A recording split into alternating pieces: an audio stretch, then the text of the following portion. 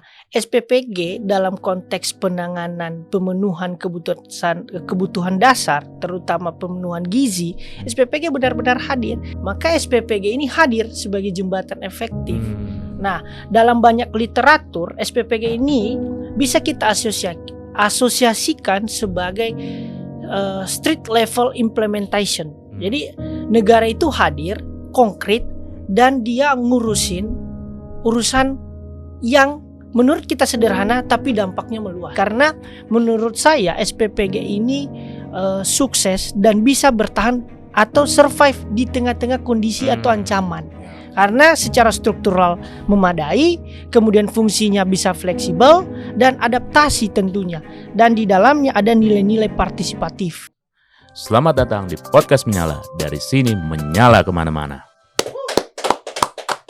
Ya, gimana nih? Kita bahas MBG, tapi kita bahasnya dari dinamika bahwasanya MBG itu bermanfaat saat kondisi bencana. Gitu. Sesignifikan itu kah manfaatnya? Nah, nanti kita bahas. Oke, Kita bahas gitu ya. bahwa perkembangan MBG bersama dengan Direktur Eksekutif dari CISA, Bang Heri. Selamat datang, Bang. Selamat, Pak. Sehat? Sehat, Pak ya? Alhamdulillah. Jadi gini, Bang. Kemarin kan Indonesia berduka ya karena ada bencana. Tapi di antara duka itu ternyata ada peran pemerintah untuk membantu warga di sana melalui yang tidak disangka-sangka adalah SPPG dari program MBG. Nah, Abang melihat bagaimana SPPG ini akhirnya menjadi dapur bersih di sana, Bang. Menurut Abang gimana? Saya melihat bahwa hadirnya SPPG ini sebenarnya merupakan pergeseran dari intervensi teknis pemerintah ke intervensi politis yang mana negara benar hadir dan membangun legitimasinya melalui optimalisasi pelayanan kebutuhan dasar. Jadi SPPG ini kan urusannya adalah persoalan pangan juga. Dan ini merupakan kebutuhan dasar yang langsung dirasakan oleh masyarakat. Dan dalam konteks teori governance sebenarnya SPPG ini merupakan manifestasi dari state capacity in action pemerintah yang mana negara hadir dalam mekanisme konkret dalam SPG ini. SPG kan salah satu dari beberapa fungsinya adalah pemantauan gizi, ya pemberian gizi juga, ya melalui makanan-makanan yang bergizi, kemudian termasuk perlindungan kepada keluarga terdampak, kelompok-kelompok terdampak di bencana. Artinya inilah outcome atau output legitimasi pemerintah dengan hadirnya SPPG. Seperti itu. Berarti artinya bahwasanya program ini tidak begitu, maksudnya program ini tidak kaku gitu. Betul. Artinya dia bisa bisa diaplikasikan situasi dan kondisi tertentu. Nah, melihat kondisi bahwa fleksibilitas dari program MBG ini termasuk dalam bencana kemarin. Abang melihat bahwasanya kan di dalamnya nggak cuma dari BGN kan, ada kolaborasi TNI, Polri, bahkan warga sipil gitu. Nilai apa yang Abang lihat gitu dari banyaknya kolaborasi dalam program ini gitu? Jadi MBG kemudian dioperasionalkan melalui SPPG, memang fakta empirisnya SPPG ini terbiasa bekerja sama dengan berbagai macam sektor ya, termasuk bidang, terutama ini kaitannya dengan bagaimana MBG bekerja sama dengan posko kesehatan, dengan dapur umum, dengan relawan, kemudian dengan pemerintah setempat. Jadi ini dalam konteks kolaborasi governance, ini memenuhi syarat SPPG ini mampu menjadi jembatan yang efektif terhadap yang selama ini dalam konteks kebijakan publik itu ada gap. Gap itu begini. Gap antara policy design dengan policy delivery. Jadi perencanaan kebijakan dengan pendistribusian kebijakan itu seringkali berbeda. Jadi rencana kebijakan A tapi eksekusinya B kebijakannya. Maka SPPG ini hadir sebagai jembatan efektif. Hmm. Nah, dalam banyak literatur, SPPG ini bisa kita asosiasikan sebagai street level implementation. Jadi negara itu hadir konkret dan dia ngurusin urusan yang menurut kita sederhana tapi dampaknya meluas. Ya. Nah, itulah yang menurut saya esensi dari kolaborasi tadi.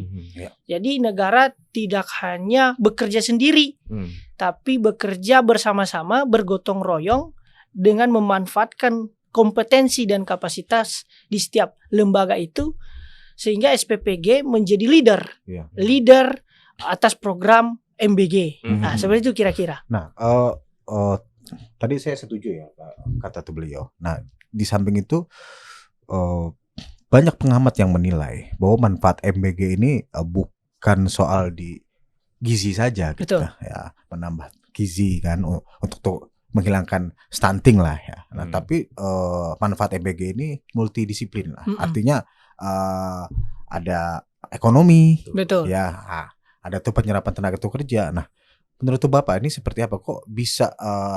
Dulu saya tidak membayangkan ya, maksudnya pesimis lah. Ini MBG dengan biaya yang begitu sebesar, manfaatnya untuk anak kecil doang apa? Tapi belakangan nih mulai terasa ada petani, ada yang lain-lain, dan ada UMKM ya. Nah, menurut Bapak seperti apa? Jadi seperti yang saya sampaikan sebelumnya. Jadi SPPG ini benar-benar merupakan manifestasi dari kolaborasi governance ya. Dalam teori kolaborasi governance ini, negara itu mengelola dengan baik semua sektor. Nah, SPPG dalam konteks penanganan pemenuhan kebutuhan dasar, terutama pemenuhan gizi, SPPG benar-benar hadir. Karena di SPPG ini secara struktural tidak hanya SPPG dalam penanganan kesehatan, itu urusan gizi, tapi ternyata ada urusan dapur umum, ada urusan kesehatan juga, kesehatan murni ya, ada urusan Pemda juga, yakni politik anggarannya. Nah, termasuk bagaimana SPPG ini tadi, kalau korelasinya penanganan bencana, nah SPPG ini berhasil menurut saya, berhasil mempertahankan stabilitas sosial. Kenapa? Bencana itu dalam banyak momentum bisa dijadikan sebagai upaya-upaya mendelegitimasi politik pemerintahan.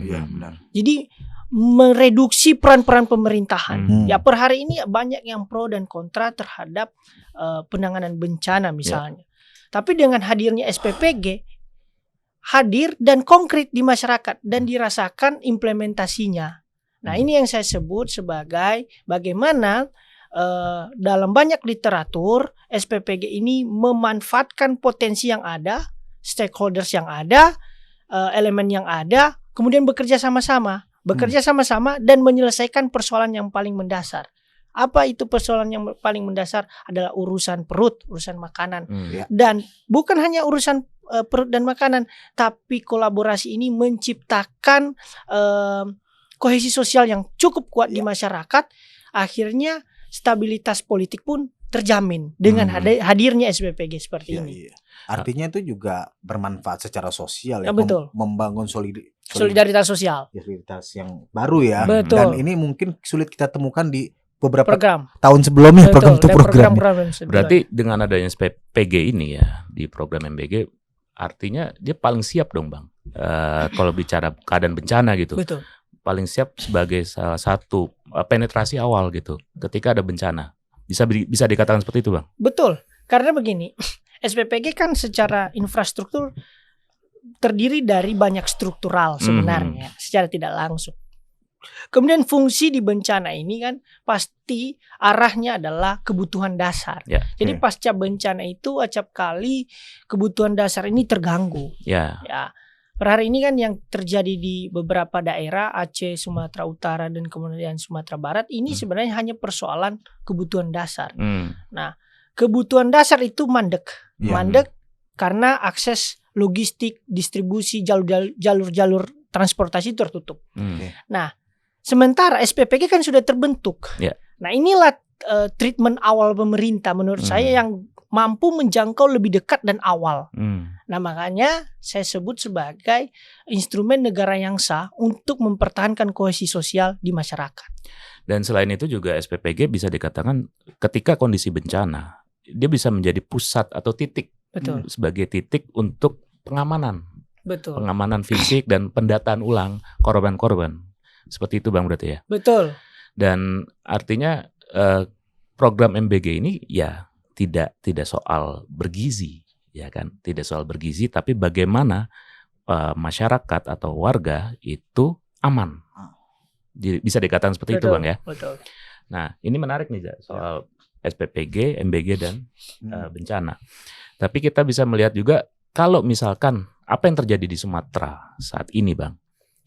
Taruhlah kita nggak pernah tahu ya bencana dari mana. Ya. Apakah bisa kita menguatkan lagi bagaimana mitigasi bencana kita melalui program-program seperti SPPG melalui MBG ini? Ya. Kalau menurut saya kan tadi sudah disampaikan bahwa SPPG ini menjadi pusat solidaritas sosial menurut saya. Karena dia merupakan institusi informal menurut saya, karena di samping fungsi normatifnya adalah sebagai penyelesaian masalah gizi. Jadi fungsi informalnya itu adalah sebagai pusat solidaritas sosial. Ya. Nah, disinilah dimainkan peran yang efektif dan optimal kebijakan mitigasi bencana, misalnya dalam konteks edukasi, sosialisasi bagaimana ketika menghadapi bencana, bagaimana sebelum kemudian tanggap dan sesudah. Nah di SPPG ini bisa diolah hal-hal ini karena menurut saya SPPG ini sukses dan bisa bertahan atau survive di tengah-tengah kondisi atau ancaman. Karena secara struktural memadai, kemudian fungsinya bisa fleksibel dan adaptasi tentunya. Dan di dalamnya ada nilai-nilai partisipatif. Berarti bisa direplikasi Bang ya? Betul. Ya, bisa direplikasi. Benar.